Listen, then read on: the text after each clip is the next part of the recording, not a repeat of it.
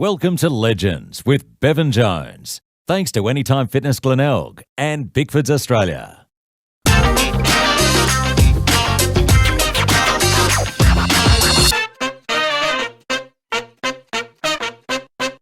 Well, g'day and welcome to another edition of Legends with Bevo, the show where we chat to past and present sports people, entertainment icons and those doing great things in the community. And today we've got the great pleasure of being joined by a man who's won the stars from the Redbacks. He's been a two-time State Player of the Year, a Sheffield Shield Player of the Year. He's even got the baggy green back in 2018 when he played against South Africa. Should have played a lot more cricket for Australia, but that's a discussion for another time. Chatty Stay, it's great to have you on Legends with Bevo. Thanks for having me. Mate, it's an absolute pleasure having you on. Obviously, recently we've seen the Big Bash finish up, and there's been a lot of talk about the season going on for too long, and unfortunately you haven't been a part of it, so you've been playing grade cricket. Do you sort of feel as though the season does go for too long? Yeah, I think it does go a fraction too long. I mean, it's good for TV viewing when there's nothing on, but yeah, for blokes like me who aren't actually involved, yeah, there's not much going on around that time. It's just a bit of training, and as you said, playing grade cricket, which is great to get back and play with your local club, but you'd rather be playing Sheffield Shield cricket at that time. What do you think they can do with the schedule? Do you think maybe starting the Big Bash a bit earlier and finishing it earlier, like maybe making it 10 games per team, do you think, to perhaps to make it a bit more shorter and better for the fans? Yeah, I think they have to do something like that. Yeah, I think once school holidays is finished, you probably see the crowds drop off, so I think that would probably be the ideal time for it to end and get back into Shield cricket, and blokes like me can get back on the park.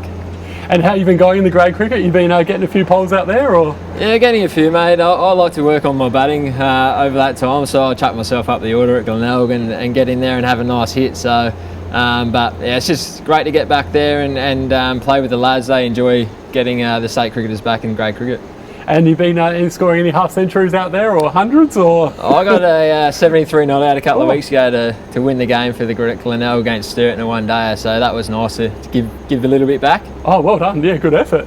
And let's talk about 2018, your major debut for Australia finally. It was long overdue against South Africa, a very good side, and you even got the prize scalp of one of the best in the world, AB de Villiers. So talk us through this experience. Yeah, it was obviously every kid's dream to play for Australia, and I guess all the hard work and all the dedication that goes with it has paid off, and yeah, I got that baggy green 4.52, and yeah, as you said, AB de Villiers, one of the best batsmen in the world, and he probably was at that time, and second year ball to get him out. I thought I got pretty well throughout the day without much luck, so to get a couple of rewards at the end of the day was great. And I mentioned at the start of the show, you've been the State Player of the Year on 2 occasions, even won the Sheffield Shield Player of the Year, and you made that baggy green debut back in 2018. Do you feel as though you should have played more Australian cricket, especially with the success that you've had? I think the statistics probably say I should, but I guess at the time and as they are now, there's been a formidable bowling attack that they've put together for Australia, and they've done really well over that period of time. I guess myself and Jackson Bird as well probably we're just unlucky at the timing, I guess. Yeah, we both taken a number of wickets at Sheffield Shield cricket, and I guess just the timing of things, as in sport, it happens like that. So I guess in a different era, maybe we would have played a bit more for Australia, but I'm just happy enough to have gotten that baggy green, and no one can take that away from me now. Well, yeah, let's hopefully there's more opportunities down the track. Now, recently you're involved here at the beautiful Adelaide Oval in the T20 Showdown game between the Crows and the Power. So much money raised for bushfire victims, which is just awesome. We saw a really good crowd of over 40,000 people as well. What was this day like and being involved? Yeah, it was unbelievable, mate, to see how much support that the game actually got. I think, as you said, 35,000, and to raise over $1 million was just great. There's been a lot of heartbreak over Australia over the past couple of months, so anything that we can do as sportsmen to give back was just fantastic. And yeah, it's great to see a lot of footballers how good at cricket they were. I guess that's what made the game better. It was pretty competitive, and you saw a lot of sixes and a lot of fours, so it made the game even better. And I know that would have been a bit of fun as well, a lot of banter out there playing against the Crows boys. Yeah, it was. I know a few of them as well, so there was a bit of banter in the lead up with me and Tex, but that was blown out of a bit of proportion just for the game. But it was great to actually rub shoulders with a few of them boys and go out on Adelaide Oval with them. Could you see it being an annual thing, Chatty, or do you think it was just more of a once-off? I think it could be an annual thing, but I guess it was probably a novelty with the first one. whether or not you get that crowd again, you have to see that next year if it goes ahead. But maybe at a Curran Rolton Oval or something like that might work a bit better. Yeah, watch your space with that one, hey? And the Redbacks, obviously you made those 2 finals in a row a few years ago and looking really good. Unfortunately couldn't get the job done, beaten by a very good Victorian side, mind you, with a lot of Australian players. This season you've been up and about, but near the bottom of the ladder, but it doesn't sort of tell the real story of how well the Redbacks have actually gone. You've been in quite a few games. What do you think you need to do for that improvement and to get back up to that stage where you're playing in finals again? Yeah, I think you're right. As you said, probably doesn't tell how well we have been going. I think we probably haven't won as many games as we like, but we haven't lost as many either. So we're still around the mark in the ladder. I think the win against Tassie just before Christmas has put us in good stead for the back end of this season. So I think it's just our consistency. I think we've got enough good players, but I guess at times we just haven't put it all together at once. So hopefully the back end, all of us players can put our best foot forward in the same games, and we can dominate the competition in the back end. It must be really good though to see the likes of yourself, Travie Head, Kane Richardson, Zamps, and Alex Carey, of course, doing great things though and playing for Australia, because that's what, at the end of the day, it's great to see.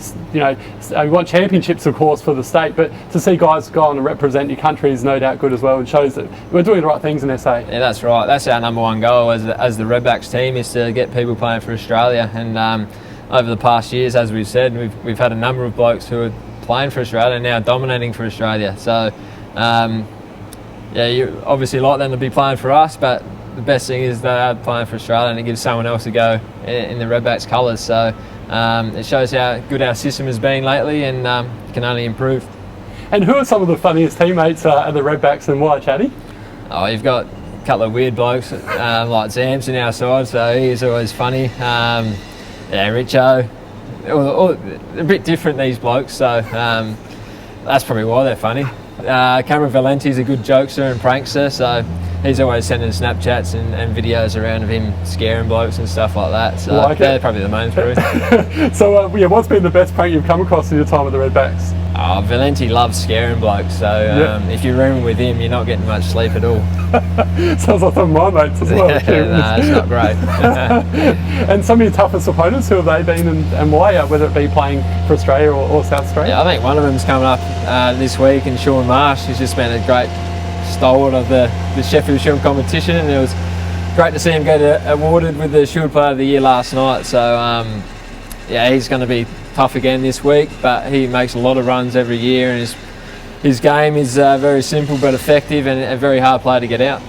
And we saw last night Wes Agar winning the Bradman Young Player of the Year, which is a fantastic effort. Well done to him. Talk us through Wes. It comes across being an interesting character as well. Yeah, he's a little bit interesting, but he's obviously came here a couple of years ago and for whatever reason went back home, and now he's found himself back again, and he's been given a great opportunity by South Australia, which is great. And he's hit the ground running this season. He had a great pre-season, he got himself really fit, and he's bowling really fast. So he's a bloke who takes a lot of wickets. He's just one of those blokes who gets wickets, which is great for us. And he's going great, as I said, and hopefully higher things happen for him. Yeah, fingers crossed for that. And before we let you go, talk us through the Chad Sayers journey. Obviously, you've gone on to play for South Australia and win those couple of state individual player awards, as well as the Sheffield Shield Player of the Year, and you've been one of the stalwarts for SA for a long period of time. How did it all start? How did you end up playing for the Redbacks and then for Australia? Obviously, my old man played for South Australia, so cricket's always been in my family. I've got an older brother as well, so fierce backyard cricket battles. But I played at Woodville as a youngster and throughout my senior career for a lot of years, and then obviously as soon as I was playing cricket at a competitive level, I wanted to play as high as I could. So South Australia was the next thing from grade cricket, so I strived myself for that. Work hard at training, just put performances on the board, and you keep doing that, they can't knock you back. So it's the same at Shield level. You want to play at the highest, so I wanted to play for Australia, and by doing that you just got to take wickets, and that's what I just do. That's my job, is to take wickets for South Australia now. So it's an incredible job, and one you kind of got to pinch yourself that you're doing. So I guess that's how my journey started. Just wanted to play at the highest level. and you're doing a wonderful job of that. Well, Chatty says, keep up the great work, mate, with SA, and obviously this season it's going to be tough to win the Shield, but hopefully next season, and hopefully the boys can have a really good the rest of the season, and obviously that win against Tasmania, hopefully they can continue that form going forwards. And again, thanks so much for your time, mate. No well worries. done. Thanks, Bev. Thank you. Thanks so much to Jeff for filming for us, and for Adam as well for letting us do it down here at the beautiful Adelaide Oval today. And go the Redbacks.